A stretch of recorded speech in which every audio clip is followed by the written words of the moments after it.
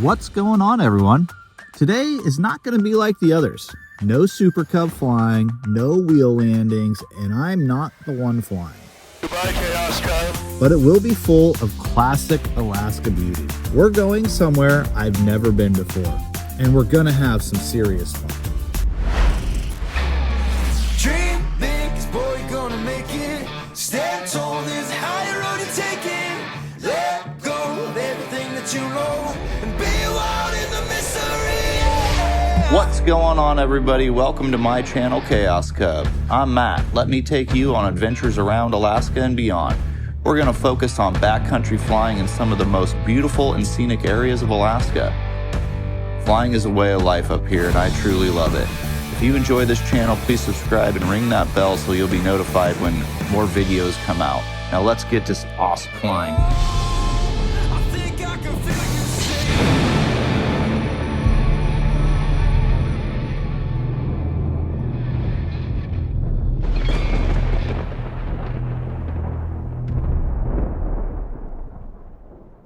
I'm having some weird issues with my motor now. Every once in a while when I land, the engine stops. What? Yeah, just dies. Like, oh, that's great. So now I'm like real cautious to not pull it all the way back on approach.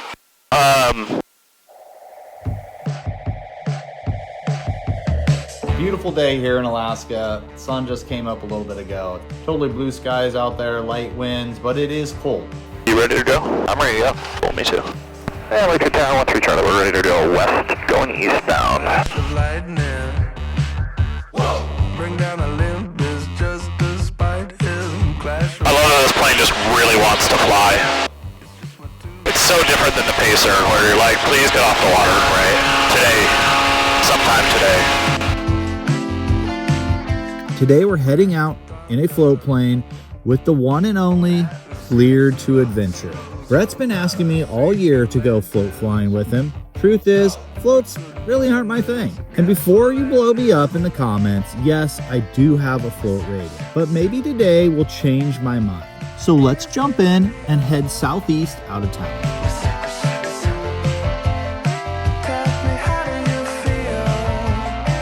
Goodbye, Chaos Cub. Yeah, you're lonely today. See you in a bit. If you're not already following Brett and his channel, you're missing out. He creates some of the most beautiful, insightful, and cinematic aviation content out there. Go check him out and let me know in the comments if I'm wrong. I purposely didn't ask Brett where we'd be going today. Today, I just wanted to be a passenger. Sometimes it's nice to not be PIC. I can sit back, relax, and actually enjoy the scenery. Brett looks over and asks, "So where do you want to go today?" I tell him, "We talked about Prince William Sound, but the weather out there doesn't look very great." He smiles and says, Have you been down to Paradise Lake? No. Dude, there's a hole. I don't even know where Paradise Lake is. Alright, I might be making a change in plans here, because that is a better spot to take you, because you can go there in your Cub. Game plan, change. You'll like this.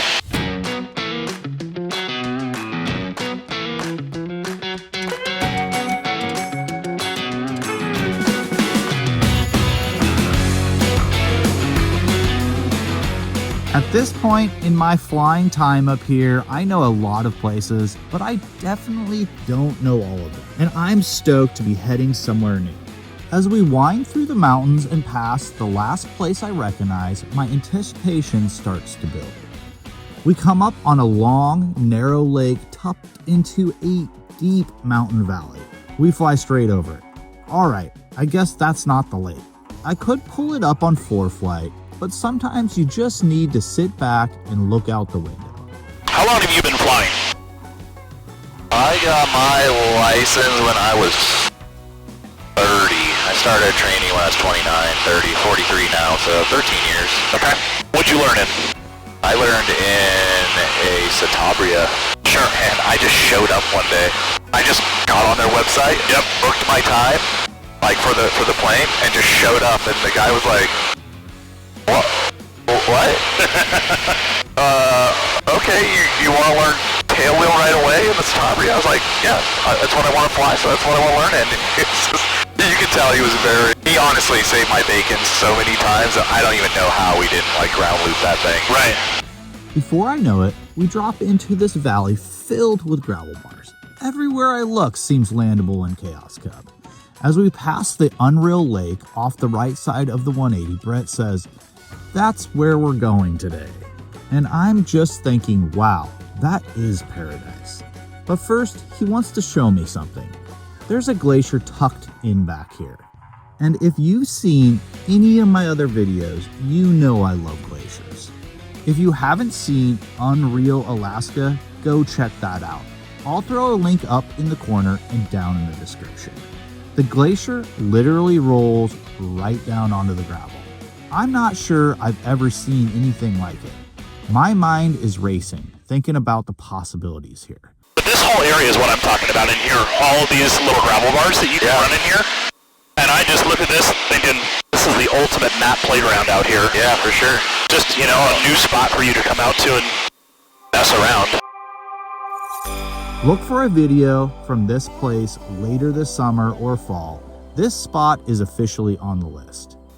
So I'm going to do just one more pass over the top of the lake here as we kind of descend down, and then I'm going to kind of run back around this knoll and shoot up for a long approach into it. As you remember, since you did Alaska floats and skis for your float rating, you remember their little woods checklist. Do you remember that? I do remember the woods, but I could not tell you. It's probably wind. Something with the surface. Obstacles on the surface. Okay, yeah. obstacles. Yeah. And then obstacles off the water. Okay. Depth and size. Okay. So you have wind, obstacles on the water, obstacles off the water, depth and size. So you have your woods check. Set up for a nice long final. So we can get nice and slow. And so with this aircraft, we have to trim pretty far back. You'll see that I'm pretty much almost 100% half trim. Okay. Because my nose is really heavy in this. With that big old prop that I'm slinging. And the engine. So I keep it pretty half trim. Which is different. Yeah. The Pacer? Dude, the Pacer was a set and forget, baby. Yeah. So we'll just keep it nice and long here, and if we have any reason to go around, we'll go around. And I just remember that I have full aft trim, so I apply power slowly, and I'll start running that trim forward.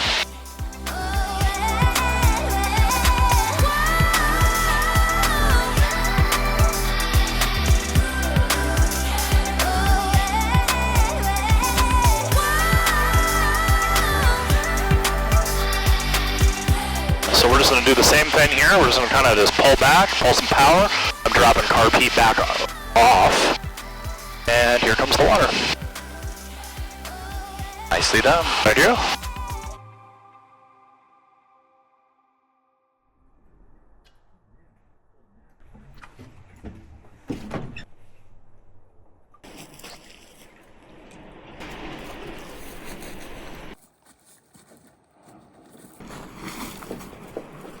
Out and about today with Brett, cleared to adventure himself, taking old Chaos out for an exploratory mission, even though I guess we don't have Chaos Cub. But anyways, he's showing me around. So he's just showed me some pretty cool gravel bar stuff to come play on that I didn't know anything about. So where'd you take me? Where'd you bring me to?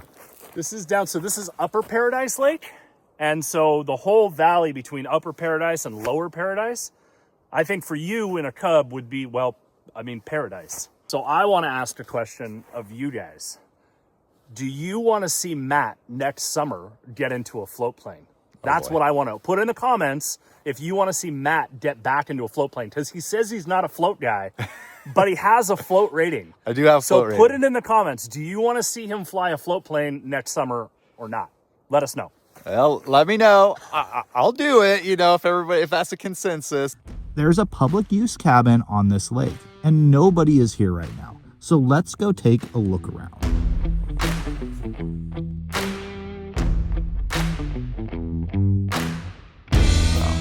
Pretty cool. Comes with axes. Usually they have some type of firewood to split that's kind of brought, but you can see they kind of have a lot of just the bare minimum amenities that you would need. And this place is pretty set up. Yeah, that's nice. Got a bunch of kenneling, a few logs, so if you showed up here and needed a fire, Yeah. You could get warm and then have to find some fire after that. Yeah, I mean, you got this little like workstation here. You got bunks. I mean, essentially 2 like double beds and then a twin bed. So you can get a bunch of people in here. Somebody loves some coffee. You need to bring your own coffee out to these spots. I should start leaving these out here. Seattle's best is not that good. Yeah. I should start bringing my coffee out and leaving it. A little string up here to dry your clothes. Cool spot. But look out there. I mean, that's stunning. Stunning view. I gotta make sure they're wife approved. All right, let's go check out the outhouse. All right. Let's check out the outhouse. Give it the old judge. Let everybody know. I think it's gonna be pretty nice. I do too. Oh, super clean. I mean, other than the fact that it's like tilted, Yeah, it's okay. you know, I think this one's pretty nice. At least it's not like you're not tilted head down. You're just tilted to the side. You know, you just gotta hold on to You're gonna one wipe side. on one side. You just gotta wipe.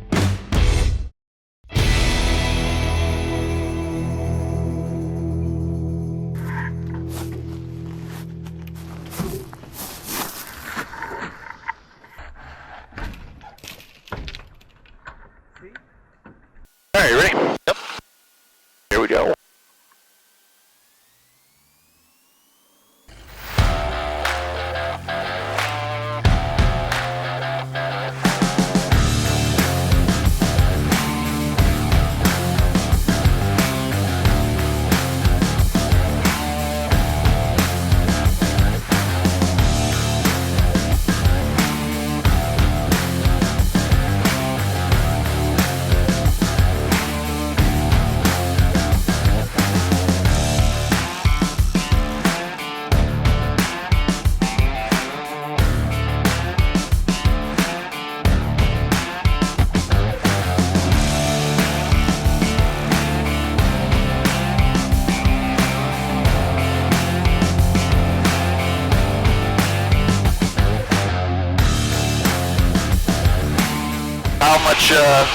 What length do you need to get off on a calm day? No wind, you know. You know that, as you probably remember with floats, it all depends. There's too many variables on that. This lake, all day.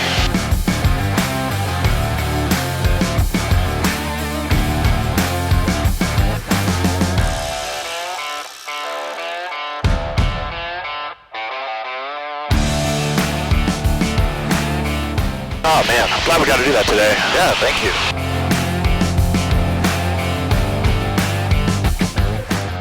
Since all of your time is up here, and Alaska is all of you, it's all you know. Yeah. Would you say 3 things that they should focus on to help keep them safer in the mountains or in this kind of flying? Somebody that really has like flown that area, knows that area. Yeah. Knowing what the winds are doing, I guess you could kind of combine that with keeping it less than 15 miles an hour. Yeah, I think those are 3 solids. You know, I mean, a real flight instructor probably has something different to say, but. Yeah, Lake Tower 2913 Charlie coming up over Potter's Marsh, looking for southeast. We got Sierra. 2913 Charlie, Lake Tower, report 2 over pass southeast. Give me a shot at the old pass 13 Charlie. Agreed. We're known to be private people. Like you don't give your hunting spot. Right. You'll catch me out there scratching out my wheel marks. So no one can see I landed there. I've heard of that. That's the first time I've heard you admit that you do that. That's really funny.